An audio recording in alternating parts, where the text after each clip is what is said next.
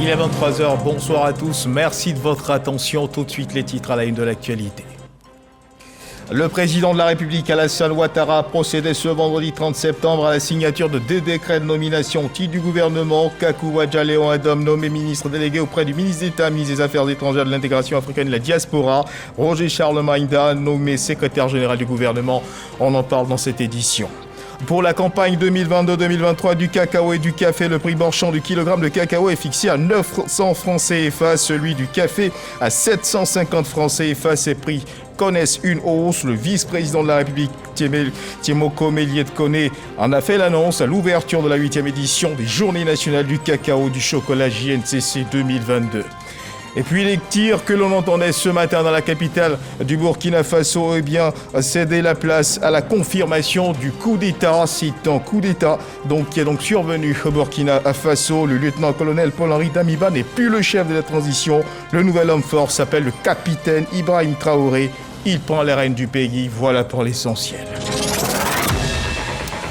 Mesdames, Messieurs, bonsoir et merci de nous suivre. Nous le disions à l'instant dans les titres, le président de la République, Alassane Ouattara, procédé à ce vendredi 30 septembre 2022 sur proposition du Premier ministre Patrick Hachi, à la signature de 2 décrets de nomination au titre du gouvernement. À suivre ce communiqué de la présidence de la République lu par Abdourahmane Cissé, secrétaire général de la présidence de la République.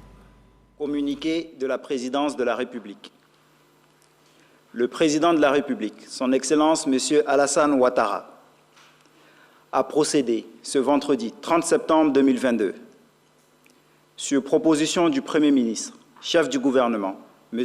Patrick Jérôme Hachi, à la signature de 2 décrets de nomination au titre du gouvernement. Ainsi sont nommés ministre délégué auprès du ministre d'État, ministre des Affaires étrangères, de l'intégration africaine et de la diaspora, M. Kakou Wadja Léon Adam, secrétaire général du gouvernement,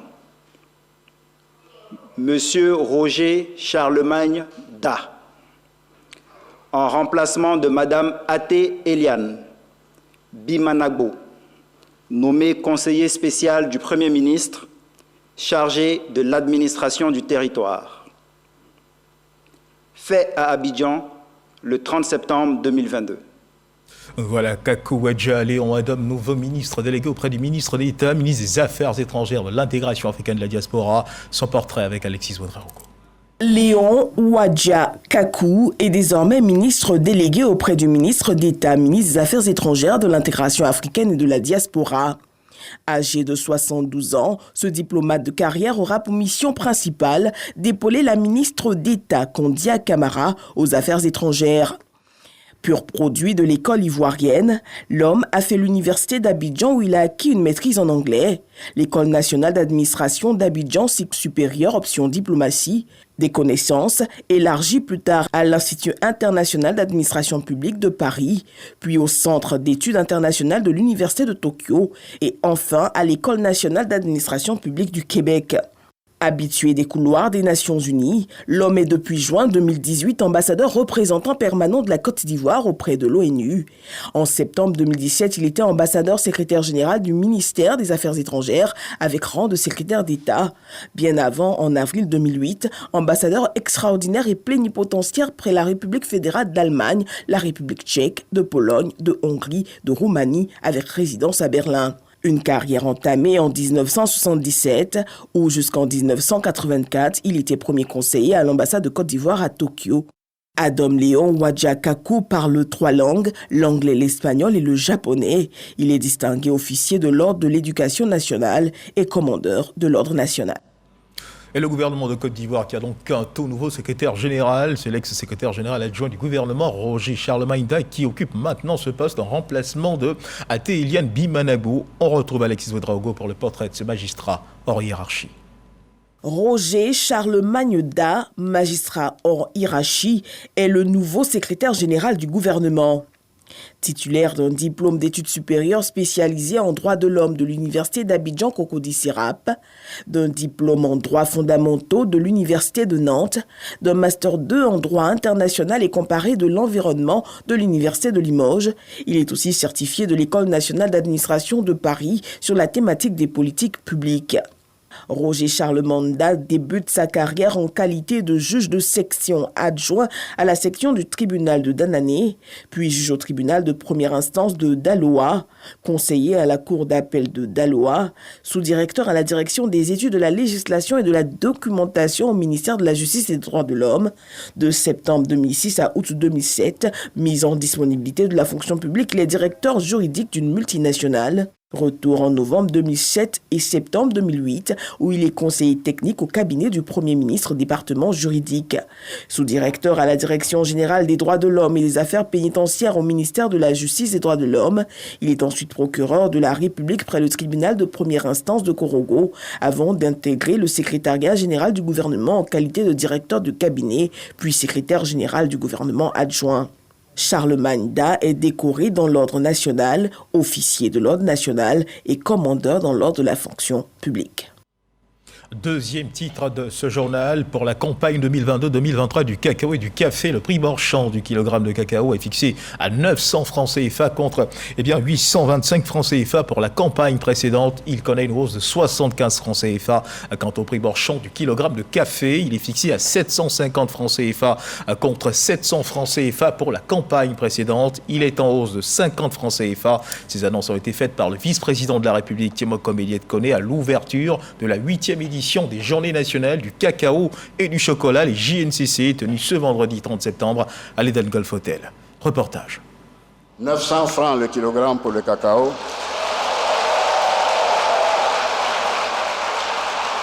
Pour la campagne principale 2022-2023, 750 francs le kilo pour le café au titre de la campagne 2022-2023. C'était incontestablement l'annonce la plus attendue de la journée, particulièrement par les producteurs de café et cacao.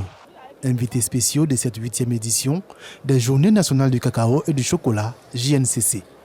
Eux qui ont déserté leur plantation le temps d'une journée pour vivre en direct l'annonce du prix du kilogramme de cacao et de café par le vice-président de la République. Une récompense des 10 mois de labeur. En toute chose, on cherche toujours l'idéal. Mais déjà, 900, c'est bon à prendre. L'année passée, on avait 825. Cette année, on a 900 francs au kilogramme. C'est salutaire. Des efforts sont véritablement faits pour que le producteur ait un revenu meilleur. Chaque année, on va de surprise en surprise. En tout cas, pour cette année, seulement, on ne s'attendait pas à ce prix. Et je crois que cette volonté politique est salutaire. Je tenais à dire merci, particulièrement au président Alassane Ouattara, qui ne cesse de faire des efforts pour le monde paysan, surtout. Une mobilisation à la hauteur des espoirs placés en cette annonce, devenue le moment phare des JNCC. Événement, au demeurant, destiné à promouvoir le chocolat made in Côte d'Ivoire et les opportunités d'investissement dans la filière. La volonté du président de la République est donc de permettre à la Côte d'Ivoire, à ses producteurs et à ses artisans d'augmenter leurs revenus en accédant aux autres paliers de la chaîne de valeur. La Côte d'Ivoire, premier producteur mondial de cacao avec 2 millions de tonnes, veut désormais être un leader de la transformation locale. D'où le thème de cette 8e édition, la transformation locale du cacao, opportunité pour les artisans chocolatiers. Le contexte international appelle à une accélération de nos initiatives en faveur de la modernisation du secteur agricole et de la transformation de nos produits agricoles sur place. J'en appelle également à l'esprit entrepreneurial et d'innovation de notre jeunesse en vue de prendre sa place dans cette dynamique de transformation par la valorisation de tous les produits pouvant être tirés de la fève de cacao afin de devenir des champions nationaux du cacao et du chocolat. L'annonce des prix, qui marque le lancement de la campagne de commercialisation, a été l'occasion aussi pour le vice-président de la République de saluer le travail abattu par les producteurs de café et cacao, les piliers de cette filière. Je tiens à vous exprimer la forte attente du chef de l'État vis-à-vis de l'ensemble des acteurs de la filière pour veiller rigoureusement à une rémunération juste et équitable de l'effort de chacun de nos parents producteurs. Nous pourrons réaliser notre projet de bâtir une filière café-cacao performante, prospère, exemplaire et durable dans une Côte d'Ivoire solidaire. Plusieurs acteurs de la filière ont été récompensés au cours de cette cérémonie d'ouverture des JNCC. Il s'agit du meilleur chocolatier, de la meilleure coopérative et des meilleurs producteurs nationaux. Exposition, panel, table ronde et rencontres B2B meubleront ces 3 jours que dureront les 8e journées nationales du cacao et du chocolat. Un reportage signé Jean-Louis Bambo. Et puis sachez également que le ministre d'État, ministre de la Défense, Téné Birahima Ouattara, a reçu ce jour en audience Molifi, la secrétaire d'État américaine adjointe aux affaires africaines. L'entretien entre les deux personnalités a porté sur plusieurs points, à savoir la coopération entre les États-Unis d'Amérique et la Côte d'Ivoire, la lutte contre le terrorisme et l'extrémisme violent, la formation puis la sécurité au niveau sous-régional. Bien avant son départ pour les États-Unis ce soir, la diplomate américaine s'était déjà entretenue avec le vice-président de la République, Tiamo Komédiet-Kone, le Premier ministre Patrick Kachi, la ministre d'État, ministre des Affaires étrangères, Kandia Camara.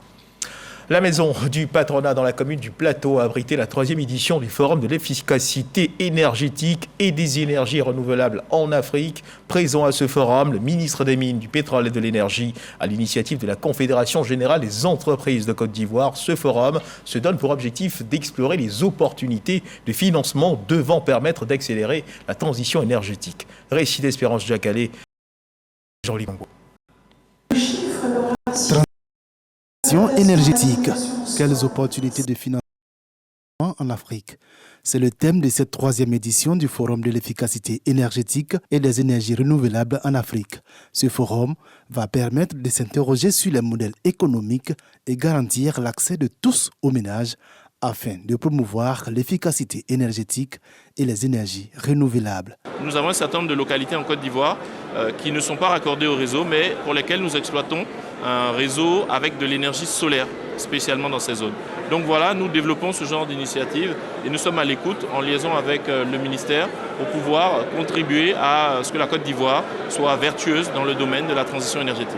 Ce forum s'inscrit dans le cadre du plan d'action d'électrification mis en place par le gouvernement et qui vise à améliorer l'accès à l'électricité pour tous les ménages.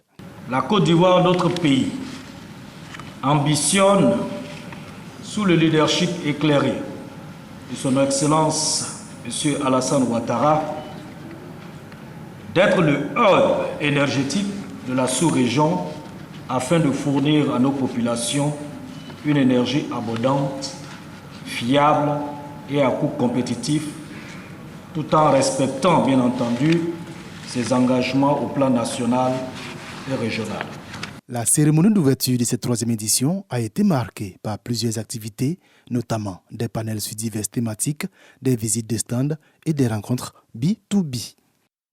Et sur un autre terrain, celui de la solidarité des victimes des crises survenues en Côte d'Ivoire, ont reçu de la main de la ministre de la Solidarité et de la lutte contre la pauvreté des prises en charge scolaires, des chèques d'une valeur comprise entre 100 000 francs et 500 000 francs CFA pour un coût global de 35 millions de francs CFA.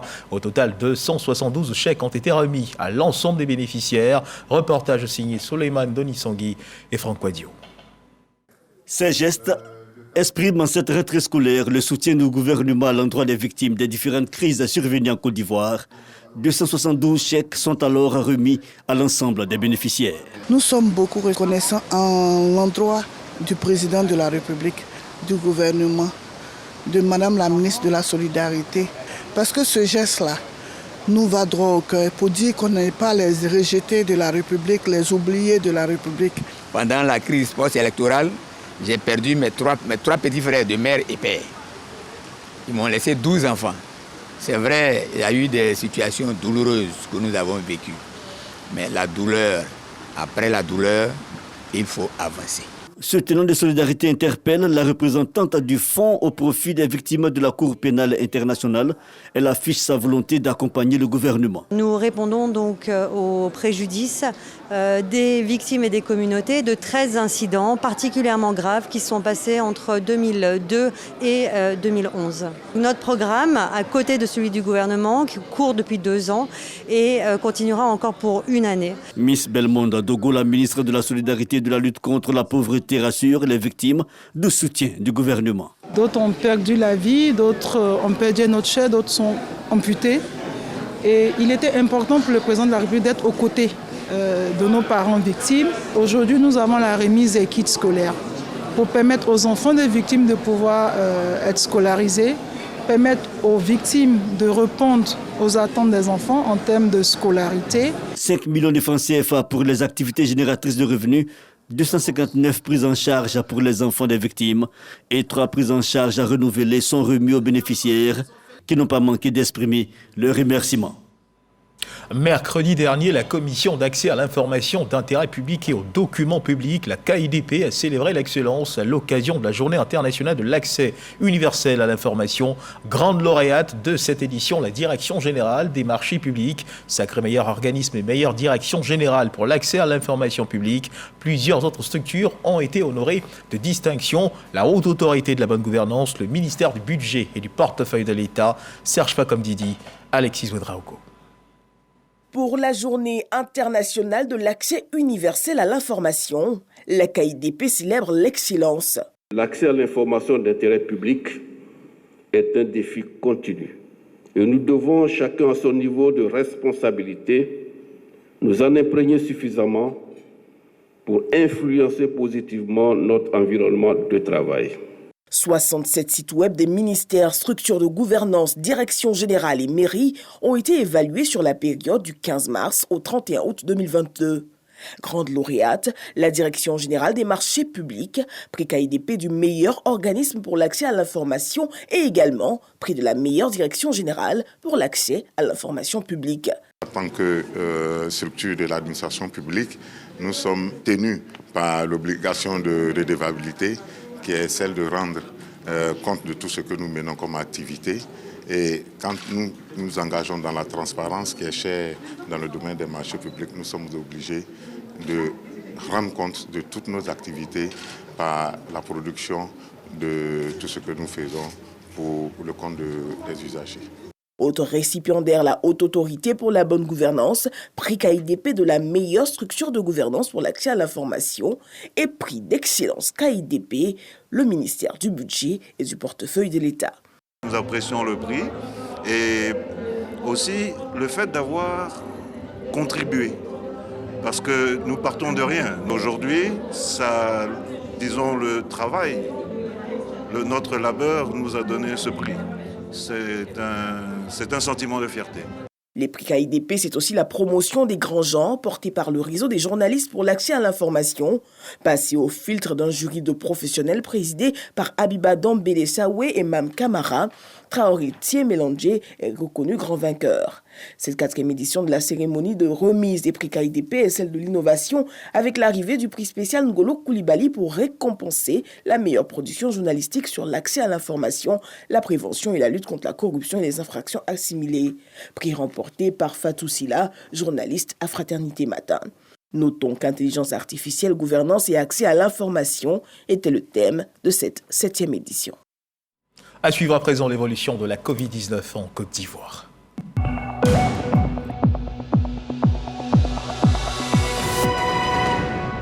Le ministère de la Santé et de l'Hygiène publique de la couverture maladie universelle a enregistré ce vendredi 30 septembre 2022 27 nouveaux cas de Covid-19 sur 641 échantillons prélevés, soit 4,2% de cas positifs, 17 guéris et 0 décès. À la date du 30 septembre 2022, la Côte d'Ivoire, notre pays, compte donc 87 235 cas confirmés, dont 86 355 personnes guéries, 826 décès et 54 cas actifs. Le nombre total total d'échantillons est de 1 628 747. Le 29 septembre 2022, 5 178 doses de vaccins ont été administrées, soit un total de 18 755 801 doses du 1er mars 2021 au 29 septembre 2022.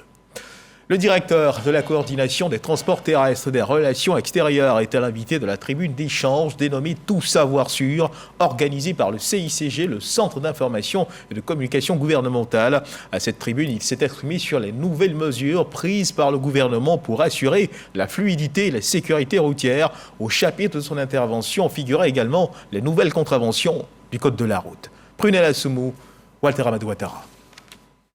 Les bouchons, les accidents et les ralentissements font partie du quotidien des usagers de la route. Ils sont généralement causés par l'incivisme routier. C'est toujours la même mauvaise conduite, surtout les chauffeurs de Gbaka.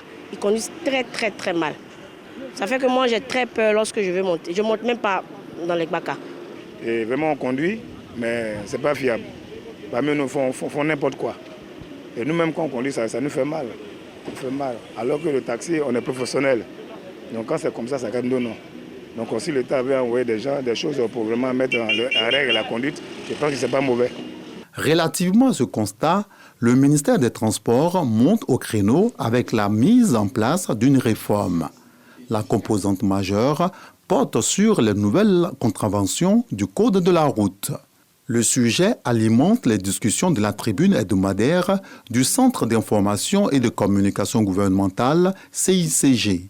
Le ministère des Transports a engagé une réforme avec plusieurs composantes, notamment la révision du cadre institutionnel et réglementaire. Le gouvernement engage notamment de favoriser le changement progressif des comportements des usagers de la route à travers un dispositif de diffusion d'informations, mais également des sanctions pour tout contrevenant. On retiendra de son exposé que l'amende forfaitaire et le permis à points sont des réponses à l'incivisme routier. Le permis à points apparaît comme une des solutions à la montée de l'incivisme constatée sur nos routes. L'amende forfaitaire, comme on le sait, est une disposition réglementaire qui permet d'éteindre l'action publique. Les automobilistes se disent satisfaits par ces nouvelles réformes. Aujourd'hui, on sait que quand on roule, on est plus seul sur la route. On n'a plus besoin d'un agent d'APJ sur la route.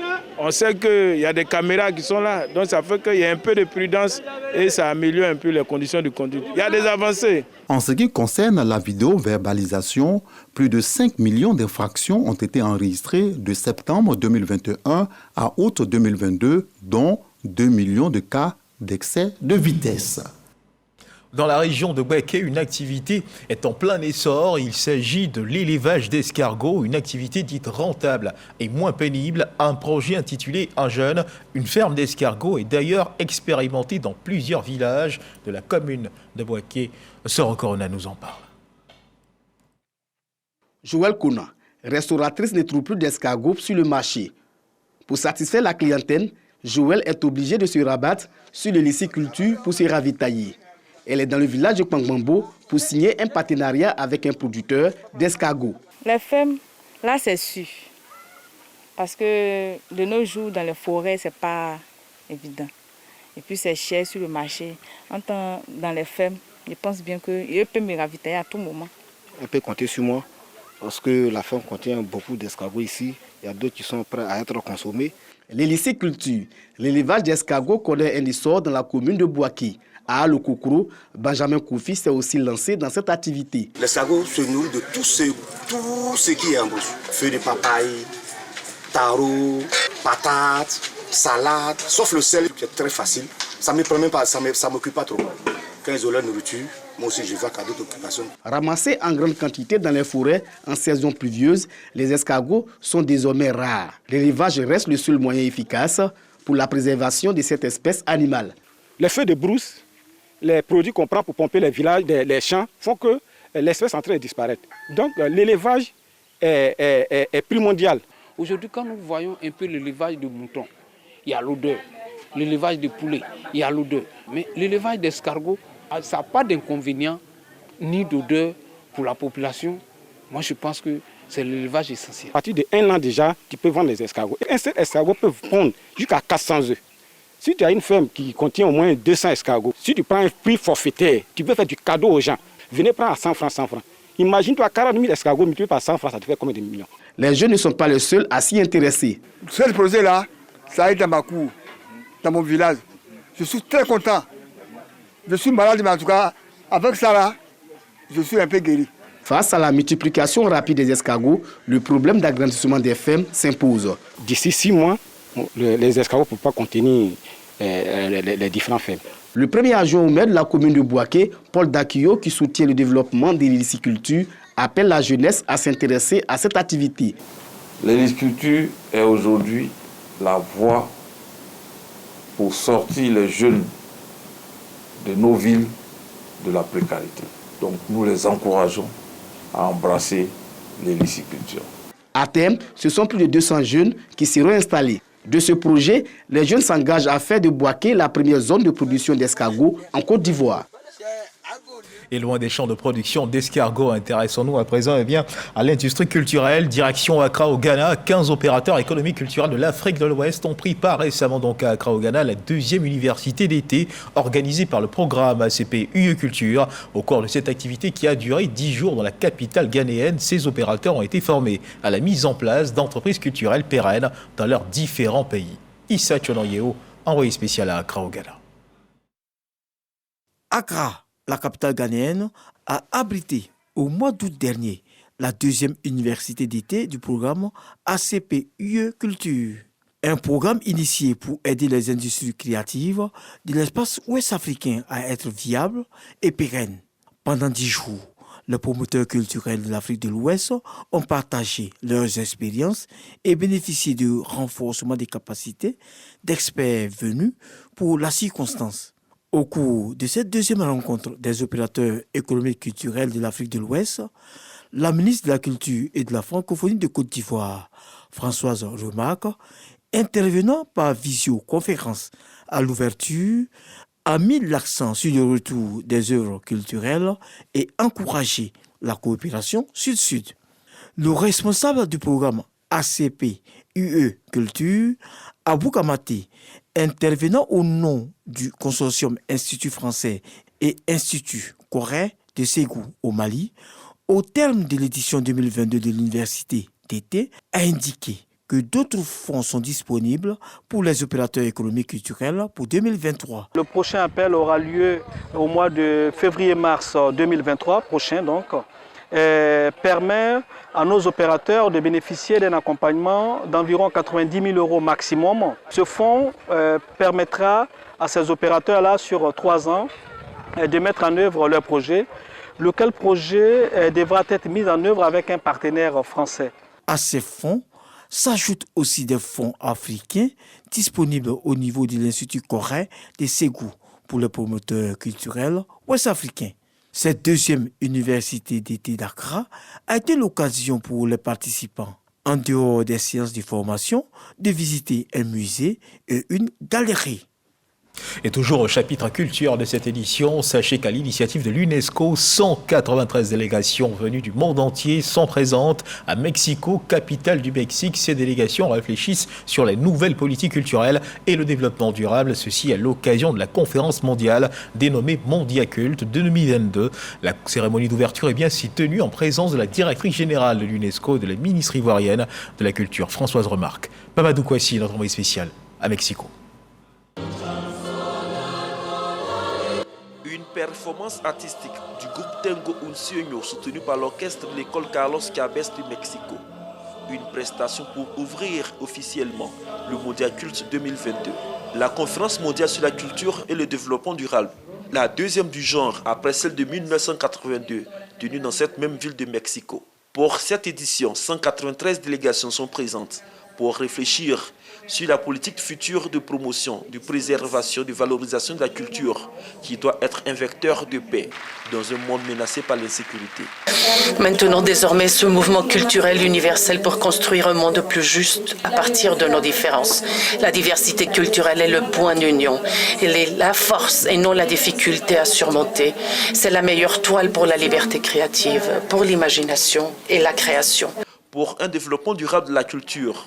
La directrice générale de l'UNESCO propose 4 axes, dont la diplomatie culturelle et la lutte contre les effets du réchauffement climatique. Cette diplomatie culturelle que nous voulons et que nous pouvons bâtir ensemble, elle doit aussi se donner les moyens de son ambition. Cela passe d'abord par des outils communs de mesure, car pour décider, pour orienter, pour comparer, il nous faut des indicateurs, il nous faut des définitions communes. C'est la raison pour laquelle nous avons travaillé à des indicateurs Culture 2030, tous ensemble, à l'UNESCO. Au nombre des pays présents, la Côte d'Ivoire, dont la délégation est conduite par la ministre de la Culture et de la Francophonie, une présence pour porter la voix du pays à ce rendez-vous international. La Côte d'Ivoire, comme vous le savez, est un pays culturel par essence, riche dans sa diversité, riche par son patrimoine matériel, immatériel. À l'occasion de Mondiaculte, la voix de la Côte d'Ivoire sera importante pour affirmer la place qu'elle n'a jamais cessé d'avoir dans le monde de la culture, affirmer aussi cette diplomatie culturelle qui est portée au plus haut niveau par le président de la République et par le gouvernement. Pendant 3 jours, experts culturels, décideurs et partenaires vont réfléchir sur les actions pour le développement durable de la culture face aux différentes menaces environnementales. Et dans l'actualité internationale, au Burkina Faso, un nouvel homme fort succède à un autre. Le lieutenant-colonel Paul-Henri Sandaogo Damiba ne dirige plus la transition burkinabé. Il est remplacé par le capitaine Ibrahim Traoré qui prend la tête du MPSR, le mouvement patriotique pour la sauvegarde et la restauration qui avait été instauré lors du précédent coup d'État intervenu en janvier dernier. Le mouvement ne change pas de dénomination. Notons que les frontières terrestres aériennes sont fermées à partir de minuit, heure locale. La Constitution est suspendue. Le gouvernement est dissous. Un couvre-feu est également instauré entre 21h et 5h du matin. Annonce faite par un groupe de militaires ce vendredi à la télévision nationale du Burkina Faso. Donc la mise à l'écart du chef de la junte Paul-Henri Damiba au pouvoir depuis un coup d'État en janvier. Voilà qui marque la fin de cette édition. Merci de nous avoir suivis. Agréable fin de soirée. Dieu garde la Côte d'Ivoire.